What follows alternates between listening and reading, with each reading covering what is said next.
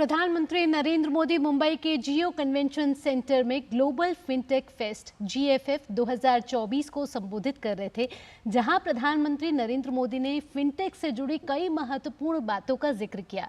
उन्होंने कहा, आज के दौर में हमारी इकोनॉमी और अर्थव्यवस्था एक उत्सव के माहौल से गुजर रही है। उन्होंने कहा कि दुनिया हमारे फिनटेक डाइवर्सिटी को देखकर हैरान है, क्योंकि जो भी यहाँ आता है वो फिनटेक डाइवर्सिटी को लेकर उत्सुक हो जाता है। साथ ही प्रधानमंत्री नरेंद्र मोदी ने कहा कि 53 करोड़ से अधिक लोगों के पास आज जनधन बैंक खाते हैं, जो यूरोपियन यूनियन की कुल आबादी हो सकती है। उन्होंने साथ ही कहा, जिन बड़ी बातों का जिक्र किया उसमें जनधन योजना के कारण उन्होंने बताया कि महिला सशक्तिकरण हुआ है, महिलाएं आज आर्थिक तौर पर सशक्त हुई हैं। उन्होंने कई योजनाएं भी गिनवाई, जिनमें उन्होंने मुद्रा योजना की बात की। उन्होंने कहा है कि हमने यूरोपियन यूनियन की आबादी के बराबर लोगों को बैंकिंग सिस्टम से जोड़ा है, यानी कि फिनटेक सिस्टम किस तरीके से भारत में क्रांति ला रहा है, कैसे वो वरदान साबित हुआ है। उन्होंने साथ ही साथ आंकड़ों के जरिए बताया कि फिनटेक सेक्टर में पिछले 10 सालों में $30 बिलियन का निवेश हुआ है। साथ ही उन्होंने बताया कि फिनटेक स्टार्टअप में भी 500% की बढ़ोतरी हुई है, तो स्टार्टअप सेक्टर भी किस तरीके से आगे बढ़ रहा है। और साथ ही साथ उन्होंने बताया कि पूरी दुनिया का लगभग आधा डिजिटल पेमेंट जो है वो भारत में हो रहा है। इसके साथ उन्होंने कहा कि फिनटेक ने समांतर कैश इकोनॉमी में बड़ी चोट लगी है, क्योंकि अब सब कुछ डिजिटल ट्रांजैक्शन के जरिए पॉसिबल हो पाया। उन्होंने कहा कि रेडी पटरी वालों के वित्तीय समावेशन में मददगार साबित हुआ है फिनटेक, क्योंकि चाहे ₹1 हो या फिर 1000 या फिर लाख, सब कुछ पेटीएम के जरिए आज डिजिटल ट्रांजैक्शन मुमकिन है। इसके अलावा उन्होंने कहा कि हम अब ग्लोबल एप्लीकेशन तैयार कर रहे हैं। उन्होंने AI की बात करी। उन्होंने कहा कि भारत में इस तरीके के फिनटेक प्रोडक्ट्स बनाए जा रहे हैं जिनका योजना जो है वो ग्लोबल एप्लीकेशन से जुड़ी है। AI से जुड़े पहलुओं पर चिंताओं को हम समझते हैं, प्रधानमंत्री नरेंद्र मोदी ने कहा, लेकिन हम उस एथिकल यूज के लिए एक ग्लोबल फ्रेमवर्क को भी तैयार कर रहे हैं। साइबर फ्रॉड का भी उन्होंने जिक्र किया। उन्होंने कहा कि साइबर फ्रॉड को रोकने के लिए ये सरकार बड़े कदम उठा रही है और बड़ी योजनाएं बना रही है, ताकि आने वाले वक्त में साइबर फ्रॉड से लोगों को बचाया जा सके। साथ ही साइबर फ्रॉड पर उन्होंने कहा कि फिनटेक की ग्रोथ में बाधा नहीं बनना चाहिए। उन्होंने कहा कि AI का यूज जरूर कामगर है, लेकिन उसका एथिकल यूज के लिए भारत लगातार ग्लोबल फ्रेमवर्क पर काम कर रहा है। इसके अलावा उन्होंने सस्टेनेबल इकोनॉमिक ग्रोथ की बात की। उन्होंने कहा सस्टेनेबल इकोनॉमिक ग्रोथ भारत की प्राथमिकता है और इसी के जरिए हमारी भारत की अर्थव्यवस्था लगातार मजबूत हो रही है। भारत का fintech ecosystem ease of living बढ़ाएगा। उन्होंने कहा कि आने वाले वक्त में जो भी भारत आएगा उसको ईज ऑफ लिविंग का फायदा होगा। उन्होंने साथ ही साथ कहा कि भारत लगातार फिनटेक इकोसिस्टम में पूरी दुनिया में ईज ऑफ लिविंग बढ़ाएगा। और साथ ही साथ उन्होंने कहा कि our best is yet to come, यानी कि फिनटेक इकोसिस्टम में हम लगातार आगे तो बढ़ रहे हैं, लेकिन हमारा जो बेस्ट है वो आने वाले वक्त में सभी को दिखेगा, क्योंकि लगातार फिनटेक सेक्टर में भारत प्रगति कर रहा है। अजय मिश्रा हमारे साथ जुड़ चुके हैं ज्यादा जानकारी के साथ। अजय, बड़ी बातों का जिक्र किया है प्रधानमंत्री नरेंद्र मोदी ने। प्रधानमंत्री नरेंद्र मोदी ने कहा कि करेंसी से लेकर QR कोड तक पहुंचने में सदियां लग गई और अब ये सरकार कह रही है कि our best is yet to come, यानी कि सस्टेनेबल इकोनॉमिक ग्रोथ भारत की प्राथमिकता है। बहुत सारे संदेश प्रधानमंत्री ने आज इस दुनिया के सबसे बड़े ग्लोबल दी है, जो हमारा जाना है। और ये तो हम इसमें स्पष्ट संदेश ये है उन बड़ी कंपनियों के लिए जिनका पूरे दुनिया में दबा हुआ करता था, और आज आप देखें तो डिजिटल पेमेंट में हम ऑलरेडी 50% के हिस्सेदारी पहुंच गए हैं। तो अब ऐसा लग रहा है, जो संदेश है प्रधानमंत्री और ये भारत की कंपनियों को ग्लोबल होने का वक्त आ गया है। और उन्होंने कहा कि ये 5वां एडिशन है, मैं आपके 10वें एडिशन में आऊंगा और आप एक नई ऊंचाई पर होंगे। तो ये एक बड़ा विजन देकर के जा रहे हैं। सस्टेनेबल डेवलपमेंट के साथ स्पष्ट तौर पर जब आप टेक्नोलॉजी का इस्तेमाल करते हैं तो आप इकोलॉजी के साथ बैलेंस बनाते हुए आप इकोलॉजी पे अपने दबाव को कम करते हैं। और इसलिए उन्होंने कहा कि जो भारत का डिजिटल पब्लिक इंफ्रास्ट्रक्चर है वो दुनिया की ईज ऑफ लिविंग को बढ़ाएगा। इसलिए क्योंकि G20 में जिस तरह से ग्लोबल फ्रेमवर्क बनाया गया और सभी लोगों ने इसका स्वागत किया DPI को लेकर के, और सभी लोग भारत की सफलता से कुछ न कुछ सीखना चाह रहे हैं। अब हम DPI 2 यानी उसके दूसरे चरण में प्रवेश कर रहे हैं, जिसमें हम दूसरे देशों को तो जरूर मदद करेंगे ही, साथ ही साथ ग्रीन टेक्नोलॉजी के जरिए भी हम सतत विकास को बढ़ावा देना चाहते हैं। यानी ईज ऑफ लिविंग को बढ़ावा देने के लिए कैसे हम फिनटेक का इस्तेमाल करें, इस पर जो सरकार है वो सरकार की नीतियों का जोर है। संदेश उन्होंने रेगुलेटर्स को भी दिया कि भाई आपको ग्राहकों का भी ख्याल रखना है और साइबर फ्रॉड से बचने के लिए आपको और भी काम करना होगा। तो उनका संदेश दुनिया के निवेशकों के लिए था, दुनिया की बड़ी कंपनियों के लिए था कि आप इंतजार कीजिए, भारत की कंपनियां आपसे कम्पीट करने के लिए आ रही हैं। उन्होंने भारत की कंपनी को संदेश दिया कि आप लोगों के ईज ऑफ लिविंग को बढ़ाने के लिए लगातार टेक्नोलॉजिकल सॉल्यूशंस लीजिए, क्योंकि जब आप कोई सॉफ्टवेयर बनाते हैं तो कोई उस पर अटैक करने की कोशिश करता है और वो आपको एक नए सॉल्यूशन की तरफ जाना जाता है, तो लगातार आपको इनोवेशन करना पड़ेगा। तो अलग अलग स्टेक होल्डर्स के लिए उन्होंने अलग संदेश दिया। प्रधानमंत्री नरेंद्र मोदी ने फिनटेक से जुड़ी कई महत्वपूर्ण बातों का जिक्र किया है, कई बड़े संदेश दिए हैं। उन्होंने कहा है कि किस तरीके से भारत फिनटेक सेक्टर में लगातार क्रांति कर रहा है, फिर चाहे वो बैंकिंग हो, मोबाइल हो, आधार हो, UPI हो, पेटीएम हो, या फिर जिस तरीके से हम लगातार प्रगति कर रहे हैं। उन्होंने साथ ही साथ प्रधानमंत्री नरेंद्र मोदी ने कई बड़ी बातों का जिक्र करते हुए कहा कि फिनटेक सेक्टर पिछले 10 सालों में $30 बिलियन का वहां निवेश हुआ है। साथ ही साथ स्टार्टअप की बात में प्रधानमंत्री नरेंद्र मोदी ने बड़ी बात का जिक्र किया। उन्होंने कहा कि 500% की बढ़ोतरी जो है वो दर्ज की गई है। अगर बात की जाए पिछले 10 सालों की, तो प्रधानमंत्री नरेंद्र मोदी ने कहा कि बैंकिंग सिस्टम से 53 करोड़ लोगों को जोड़ा गया है, जो कुल यूरोपियन यूनियन की आबादी ही है। साथ ही साथ प्रधानमंत्री नरेंद्र मोदी ने बड़ी बातों का जिक्र करते हुए कहा कि पूरी दुनिया का लगभग जो आधा डिजिटल पेमेंट है आज भारत में हो रहा है। इसीलिए प्रधानमंत्री नरेंद्र मोदी ने कहा कि 21वीं सदी भारत की है, भारत में फिनटेक प्रोडक्ट्स बन रहे हैं। हालांकि स्वदेशी ये प्रोडक्ट्स हों, लेकिन इनकी एप्लीकेशन जो है वो ग्लोबल है, इसीलिए लगातार निवेश में बढ़ोतरी देखी जा रही है। और आज भारत का UPI फिनटेक दुनिया के लिए बहुत बड़ा उदाहरण बन गया है। इसी वजह से हमने हाल ही में देखा है कि अमेरिका के गवर्नर ने भी भारत के UPI में अपना इंटरेस्ट दिखाया है। इसके अलावा जनधन योजना की बात प्रधानमंत्री नरेंद्र मोदी ने की कि जनधन योजना के जरिए जिस तरीके से महिलाओं की आर्थिक स्थिति को मजबूत किया है, महिला सशक्तिकरण के लिए जनधन योजना एक बहुत बड़ा उदाहरण साबित हुई है। और हाल ही में जनधन योजना ने अपने 10 साल पूरे किए हैं और 29 करोड़ महिलाओं के जनधन खाते खोले गए हैं। उन्होंने कहा साथ ही कि महिलाओं के लिए निवेश के अवसर बढ़े हैं। माइक्रो फाइनेंस की सबसे बड़ी स्कीम जो है मुद्रा योजना से महिलाओं को बहुत बड़ा फायदा हुआ है। 70% जो बेनिफिशियरीज हैं जनधन योजना की, उन्होंने बताया कि वो महिलाएं ही हैं। उन्होंने साथ ही कहा कि डायरेक्ट बेनिफिट ट्रांसफर यानी कि DBT के जरिए लोगों को सरकारी स्कीम से फायदा हो रहा है। और अजय जी हमारे साथ लगातार जुड़े हुए हैं। अजय, जिन प्रमुख बातों का आप जिक्र कर रहे थे उसमें सबसे बड़ी बात यही थी कि चाहे मोबाइल हो चाहे बैंकिंग हो, दोनों को जोड़ दिया गया है। और प्रधानमंत्री नरेंद्र मोदी ने कहा कि बैंकिंग आज आपको 12 महीने उपलब्ध है, बैंकिंग आपके मोबाइल में आ गई है और रेहड़ी पटरी वालों तक को फायदा हो रहा है। देखिए भावना, ये बहुत ही सामान्य चीज नहीं है। अगर आप कल्पना कीजिए आज से 10 साल पहले कि तो जो योजनाएं चलाई जाती थी सरकार की तरफ से, स्वयं प्रधानमंत्री ने कहा था कि 100 में से केवल 15 पैसे तक ही पहुंच पाते हैं जो लाभार्थी हैं, और बहुत सारे डुप्लीकेशंस हुआ करते थे। लोगों को जो पैसा मिलता था वो ट्रांसपेरेंसी न होने की वजह से वो चोरी हो जाया करते थे।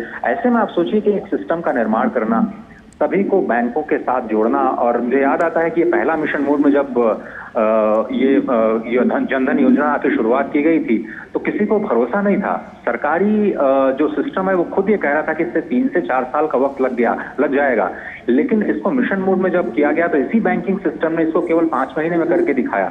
और लगभग सभी परिवारों के 25 करोड़ परिवारों के खाते वर्ल्ड रिकॉर्ड बनाया इस पूरे मिशन ने। उसके बाद उस पर एक दूसरी लेयर डाली गई जन सुरक्षा की, उसी बीमा सेवाओं को उसके साथ जोड़ा गया। फिर ऐसा हुआ कि अब सारे के सारे बैंक अकाउंट को आधार के साथ यानी आइडेंटिटी के साथ जोड़ा जाना चाहिए, जिससे कि जो सरकार की योजनाएं हैं सीधे लाभार्थियों तक उनके बैंक खातों के जरिए पहुंचे। तो आप सोचिए 34 लाख करोड़ रुपए मतलब आप मोटे मोटे तौर पर आप देखिए, इस साल का जो बजट था वो करीब 48 लाख करोड़ था। पिछले 10 साल में हमने 34 लाख करोड़ रुपए सीधे लाभार्थियों के बैंक के खाते में डाले हैं। यानी उसमें लीकेज और ट्रांसपेरेंसी इतनी मतलब लीकेज बिल्कुल खत्म हो गई है, और पूरी ट्रांसपेरेंसी के साथ अगर किसी अमुक व्यक्ति को लाभ पहुंचना चाहिए तो उसी तक पहुंच रहा है, यहाँ तक कि उसके माता पिता या उसके स्पाउस को भी वो लाभ नहीं मिल रहा है, जो पहले बहुत ज्यादा लीकेज हुआ करती थी। ये सब सिस्टमिक चेंजेस हैं, और उसके ऊपर जो इंक्लूडेड नहीं थे फाइनेंशियल सर्विसेज में। यानी आप एक इकोसिस्टम बनाइए, उसका फायदा केवल 10 में से 2 लोगों को, 8 लोगों को ना हो, तो उसको आप सिस्टम की सफलता नहीं कह सकते जब तक वो सभी के जीवन को आसान न बनाए। तो इसलिए ये इंफ्रास्ट्रक्चर बनाया गया, और ये इंफ्रास्ट्रक्चर बनाने का काम केवल भारत ने किया, ये भी समझिए। पहली बात तो इसको डेमोक्रेटाइज करना, टेक्नोलॉजी को डेमोक्रेटाइज करना, जिसमें सारे के सारे जो डेवलप्ड वर्ल्ड हैं अपने आप को पीछे पाते हैं इस वक्त। और आज देखिए, जब हम इनोवेशन करने निकले हैं, तो आज अमेरिका में भी आप जाइए तो आप किसी दूसरे बैंक के एटीएम से अपने बैंक के खाते में पैसे नहीं जमा कर सकते। लेकिन 2 दिन पहले ही भारत ने इस सुविधा की शुरुआत कर दी है, जिसको आप यूपीआई सर्किल कह रहे हैं। अभी हमने क्या किया, यूपीआई सर्किल में मैं आपको ऑथराइज कर सकता हूं कि आपका जो पेमेंट है वो मैं कर पाऊंगा। मान लिया आप किसी दुकान पे हैं और आपको पेमेंट करना है, तो आप अपने यूपीआई से मेरे बैंक अकाउंट को लिंक करते हुए पेमेंट कर सकते हैं। इस तरह की जो इंटरऑपरेबिलिटी है, और जितने बैंकिंग सिस्टम को एक साथ जोड़ा गया इस पूरे गवर्नमेंट के गवर्नेंस के साथ, जिसने भरोसा दिया, क्योंकि क्यूआर कोड पर भरोसा करना आपको याद होगा शुरुआत में कितना मुश्किल हुआ करता था कि हम लोग हमारे पैसे फंस गए तो क्या होगा, पैसे वापस नहीं आए तो क्या होगा। लेकिन अभी तक ऐसा हो नहीं रहा है, और देखिए कि वो कितना स्मूथली 365 दिन 24 घंटे वो काम कर रहा है, जिसका जिक्र प्रधानमंत्री कर रहे थे कि ऐसा विकसित देशों में भी नहीं होता है। तो इस तरह से हम ये कह सकते हैं कि इस फिनटेक की क्रांति में जो भारत की कंपनियों ने इनोवेशन किया है, और जो देश के रेगुलेटर्स ने इसमें विश्वास बनाया है, और जो सभी लोग उस प्लेटफॉर्म का डेमोक्रेटिकली इस्तेमाल कर रहे हैं, उन्होंने वित्तीय समावेशन के जरिए आम आदमी के जीवन को बदला है, उसके जीवन को आसान बनाया। जहां पूरा दिन पहले बैंक जाने में लग जाते थे, आज उन्होंने कहा कि बैंक बिल्डिंग्स में नहीं बल्कि हर भारतीय के मोबाइल बैंक में है। और अब तो अजय जी, ये तो बात हुई बैंकों की क्रांति की। प्रधानमंत्री नरेंद्र मोदी ने साथ ही एक बड़ी बात की कि ये एआई की सदी है, क्योंकि आने वाला वक्त एआई का है। हालांकि एआई के फायदे तो बहुत है, लेकिन एथिकल यूज पर भी प्रधानमंत्री ने जिक्र किया। उन्होंने कहा, आपसे संक्षेप में जानना चाहेंगे अजय जी कि उन्होंने बात करी कि भारत ग्लोबल फ्रेमवर्क पर काम कर रहा है। उन्होंने साथ ही साथ साइबर फ्रॉड का भी जिक्र किया, उन्होंने डेटा प्रोटेक्शन बिल का भी जिक्र किया। हाँ, बिल्कुल सही बात है, और यही हम आपको बताना चाह रहे हैं कि भारत कैसे अग्रणी देशों में शामिल हो रहा है और कैसे ग्लोबल लीडर बन रहा है। तो फिनटेक की दुनिया में एक ग्लोबल लीडर बन चुका है, इसको पूरी दुनिया मान रही है। अब लीड ले रहा है उन अनएथिकल प्रैक्टिसेस को जिससे पूरी दुनिया चिंतित है।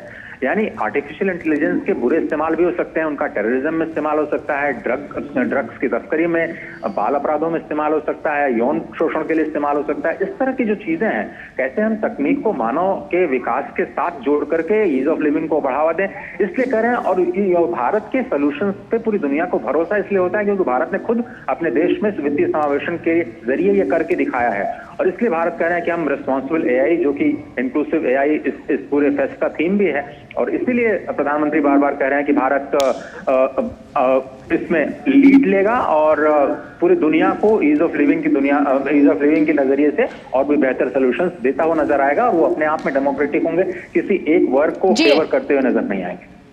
जी अजय जी, इन तमाम जानकारियों के लिए आपका बहुत बहुत धन्यवाद। धन्यवाद। बुलेटिन में अब आगे बढ़ते हैं, बात कर लेते हैं आगामी विधानसभा चुनावों की, हमारे खास सेगमेंट जनादेश में।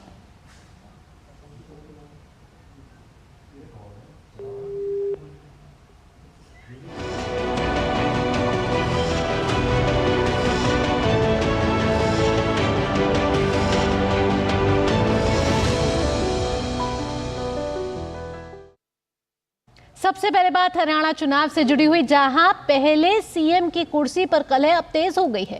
कुमारी सैलजा ने कहा है कि वो हर हाल में विधानसभा का चुनाव लड़ेंगी, चाहे उन्हें पार्टी हाईकमान से अनुमति ही क्यों न लेनी पड़े। सैलजा ने स्टैंड और सुरजेवाला की मूक सहमति के बाद कांग्रेस में मुख्यमंत्री पद की लड़ाई ज्यादा तेज हो गई है। दरअसल हरियाणा में विधानसभा चुनाव लड़ने का सपना देख रहे सांसदों के अरमानों पर पानी फेरने के बाद अब कांग्रेस ने साफ कर दिया है कि 2 बार या इससे अधिक बार चुनाव हारे हुए नेताओं को किसी भी सूरत में टिकट नहीं दिया जाएगा। पार्टी सिटिंग गेटिंग के फॉर्मूले पर भी गंभीरता से मंथन कर रही है। कांग्रेस स्क्रीनिंग कमेटी की बैठक दूसरे दिन गुरुवार को दिल्ली में हुई। पार्टी अब तक कुल 60 विधानसभा हलकों के बारे में मंथन कर चुकी है। बुधवार को बैठक के पहले दिन कांग्रेस ने किसी भी सांसद अथवा राज्यसभा सदस्य को विधानसभा चुनाव लड़वाने से इनकार कर दिया था।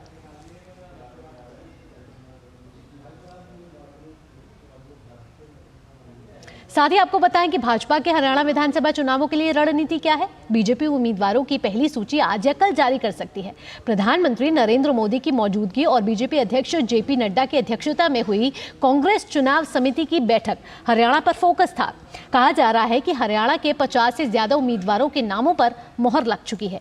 बैठक के समापन के बाद प्रधानमंत्री नरेंद्र मोदी ने गृह मंत्री अमित शाह और जेपी नड्डा के साथ अलग से भी कुछ देर बैठक की। माना जा रहा है कि अलग से हुई बैठक में हरियाणा में होने वाले चुनावी गठबंधन और कुछ मंत्रियों की सीटों को लेकर चर्चा हुई है। न्यूज एजेंसी IANS के मुताबिक बताया जा रहा है कि मुख्यमंत्री नायब सिंह सैनी इस बार करनाल की बजाय लाडवा विधानसभा सीट से चुनाव लड़ सकते हैं। सैनी जब मार्च में हरियाणा के मुख्यमंत्री बने थे तो वे विधायक नहीं थे बल्कि करनाल लोकसभा सीट से सांसद थे। ये भी बताया जा रहा है कि हरियाणा में चुनावी गठबंधन को लेकर RLD के जयंत चौधरी और हरियाणा लोकहित पार्टी के मुखिया गोपाल कांडा के साथ बातचीत अभी अंतिम दौर में है। बढ़ते आगे, तीसरे कुंभ सम्मेलन और अगले साल प्रयागराज में होने वाले महाकुंभ मेले से पहले गुरुवार को केरल के तिरुवनंतपुरम शहर में गोलमेज चर्चा का आयोजन किया गया। चर्चा का विषय था अमूर्त सांस्कृतिक विरासत कुंभ। मिजोरम के पूर्व राज्यपाल कुम्मानम राजशेखरन ने चर्चा की अध्यक्षता करते हुए कुंभ मेले को एक पवित्र मेला बताया। यह इंडियन थिंक काउंसिल द्वारा आयोजित 8वीं पूर्ववर्ती गोलमेज चर्चा थी, जिसका उद्देश्य पूरे देश में महाकुंभ मेले का संदेश पहुंचाना था, जिसमें कुंभ मेले को दोषरहित बनाने के लिए सभी वर्गों से सुझाव लिए गए। उत्तर प्रदेश पर्यटन विभाग के महानिदेशक और प्रमुख सचिव मुकेश मेश्राम ने बताया कि अगले साल होने वाले कुंभ मेले में 40 करोड़ आगंतुकों के आने की उम्मीद है और उत्तर प्रदेश सरकार ने देश भर से आने वाले आगंतुकों के लिए दुर्घटना मुक्त अनुभव सुनिश्चित करने के लिए सभी व्यवस्थाएं कर दी हैं। तीसरे कुंभ सम्मेलन से पहले पूरे देश में 15 ऐसे गोलमेज सम्मेलन आयोजित किए जाएंगे जो अक्टूबर 2024 तक होने की उम्मीद है। बढ़ते आगे, वक्फ बोर्ड संशोधन बिल पर संसद के संयुक्त समिति की दूसरी बैठक आज संसद भवन में हो रही है। जेपीसी के अध्यक्ष जगदम्बिका पाल की अध्यक्षता में हो रही बैठक में आज ऑल इंडिया सुन्नी जमीयत उलेमा मुंबई और Indian Muslim for civil right Delhi के लोग बिल पर अपने सुझाव देंगे। समिति को अपनी रिपोर्ट अगले संसद के सत्र के पहले हफ्ते पर रखनी है। इससे पहले 22 अगस्त को नई दिल्ली में जेपीसी की पहली बैठक आयोजित की गई थी।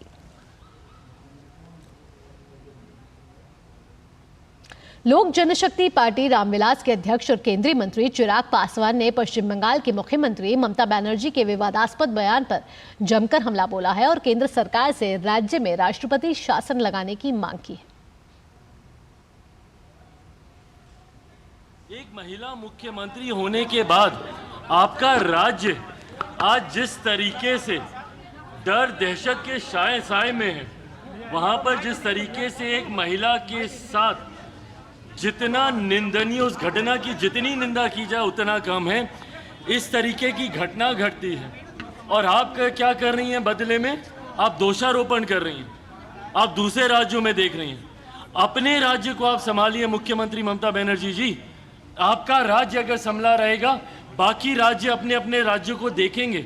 पर इस तरीके से बयान देना कि मेरा राज्य जलेगा तो बाकी राज्य भी जलेंगे, बिहार भी जलेगा, देश भी जलेगा, ये कैसी सोच है? मैं तो आग्रह करूंगा केंद्र सरकार से कि वहां की वास्तु स्थिति का संज्ञान लेते हुए राज्य में राष्ट्रपति शासन, बंगाल राज्य में राष्ट्रपति शासन। 1984 सिख विरोधी दंगों के दौरान दिल्ली के पुलबंगश इलाके में सिखों की हत्या से जुड़े मामले में कांग्रेस नेता जगदीश टाइटलर के खिलाफ आरोप तय करने को लेकर दिल्ली की राउज एवेन्यू कोर्ट ने आदेश आज 3 बजे तक टाल दिया है। केस पुलबंगश इलाके में 3 सिखों की हत्या और गुरुद्वारा साहिब में आग लगाने के आरोप से जुड़ा हुआ है।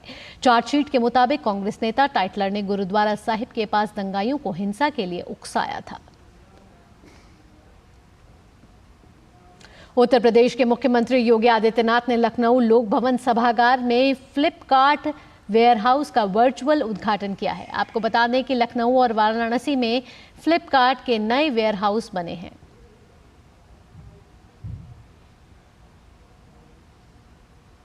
खबर खेल जगत से है। टोक्यो ओलंपिक में रजत पदक जीतने वाले भारतीय पहलवान रवि दहिया का कहना है कि वे जल्द ही मैट पर वापसी करेंगे। संवाददाता गौरव कुमार ने उनसे खास बातचीत की है, आइए आपको सुनवाते हैं।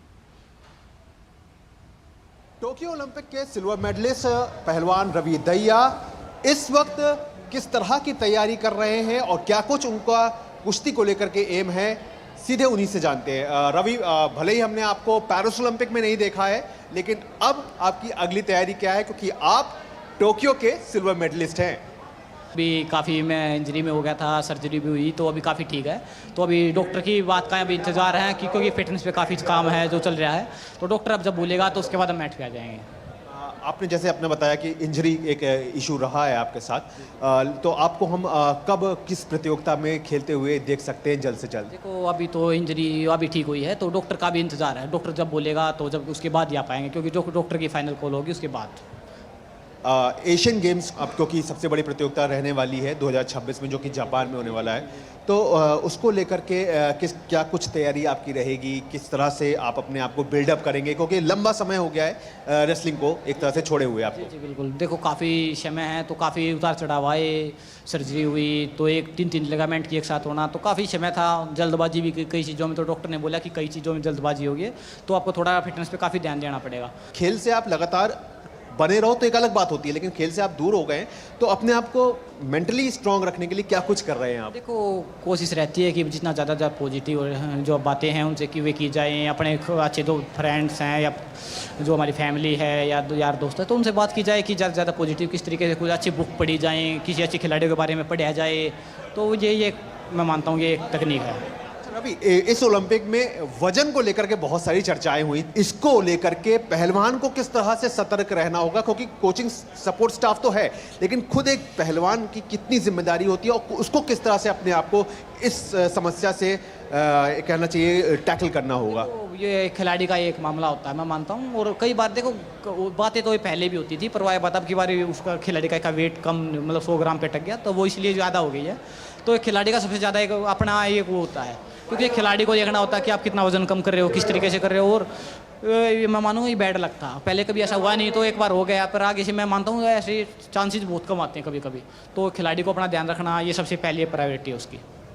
अमन के बारे में क्या कहना चाहेंगे? जिस तरह की उन्होंने पहलवानी की, हालांकि जापान के पहलवान के खिलाफ उनको सेमीफाइनल मुकाबला गंवाना पड़ा, लेकिन फिर भी जिस तरह के जो युवा पहलवान हैं और लगातार एक अच्छा दमखम बढ़ते आ रहे थे, उनके बारे में क्या कहेंगे? देखो बिल्कुल बहुत काफ़ी युवा हैं और काफ़ी एक अच्छा प्रदर्शन कर रहे हैं। आप देखोगे पिछले टूर्नामेंट सारे के सारे में उन्होंने बहुत अच्छा खेला है, तो हम उम्मीद कर सकते हैं कि ये ओलंपिक्स तो अभी ब्रॉन्ज जीता है, तो अगले ओलंपिक्स में उनके देश के लिए गोल्ड मेडल जीतेंगे। अच्छा, सबसे बड़ी बात यह है रवि कि आप भी 57 में हैं, अमन भी 57 में है, तो मैच पर शायद आप लोग एक दूसरे के खिलाफ रहते हैं, लेकिन क्योंकि एक ही स्टेडियम से निकले हैं, तो किस तरह का एक दूसरे को एक्सपीरियंस शेयर करते हैं आप? खिलाड़ी हैं, खेल में तो भाई भाई भी खेलते हैं, तो वो हम भी ये खिलाड़ी हैं, तो जब मुकाबला होता था खेलते ज़रूर हैं। बस यही है कि जो ज़्यादा ट्रेनिंग करता है या फिर ऊपर वाले का बड़ा हाथ होता है कि आप कब इंजरी से बच रहे हो या इंजरी में हो, तो बहुत सारी चीज़ें हैं, तो एक दूसरे से देखते हैं, जितना ज़्यादा सीखा जाए उतना सीखते हैं, कोशिश करते हैं।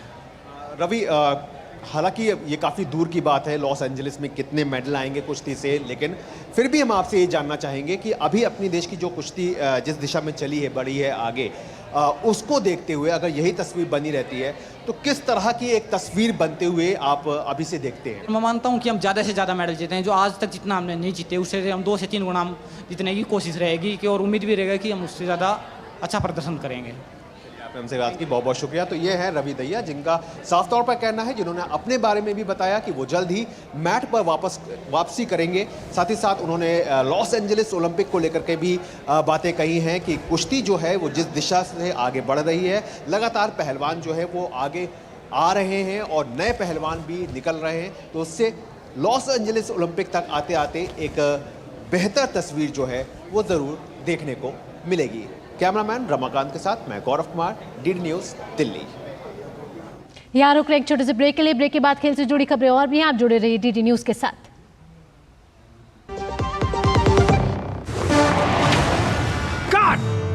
सुरक्षा की गारंटी हर चीज में जरूरी है, चाहे वो मुश्किल स्टंट हो या अच्छी फसल। इसीलिए ले आइए IIL के ट्रैक्टर ब्रांड का शिनबार, जो देता है सुंडी और ट्रिप से सुरक्षा की गारंटी। बात जब पीढ़ियों के लिए बनने वाले घर की हो तो जिम्मेदारी बड़ी हो जाती है। गैलेंट समझता है ये जिम्मेदारी। अब डबल M रिब्स के साथ गैलेंट एडवांस TMT रीबार, निर्माण का रियल हीरो। ब्रेक के बाद आपका स्वागत है। राष्ट्रीय खेल दिवस के अवसर पर स्पेशल ओलंपिक्स भारत ने विशेष रूप से सक्षम बच्चों को समर्थन देने के लिए ग्रेटर नोएडा में एक स्पोर्ट्स सेंटर खोला है। यह कदम स्पेशल ओलंपिक्स भारत के एक स्कूल एक पहल आगाज के तहत खेलों में समावेशिता को बढ़ावा देने के लिए। डीडी न्यूज की आप ये खास रिपोर्ट को दीजिए। फिलहाल के लिए मुझे दीजिए अनुमति। खबरों का सिलसिला यूं ही जारी रहेगा। नमस्कार। राष्ट्रीय खेल दिवस के अवसर पर स्पेशल ओलंपिक्स भारत ने ग्रेटर नोएडा के जेपी पब्लिक स्कूल में विशेष रूप से सक्षम बच्चों के समावेशन और सशक्तिकरण की दिशा में एक नए खेल केंद्र का उद्घाटन किया। यह पहल स्पेशल ओलंपिक्स भारत के प्रयास का हिस्सा है, जिससे यह सुनिश्चित किया जा सके कि भारत के स्कूल विशेष बच्चों के समावेश के लिए खेल केंद्र उपलब्ध कराएं।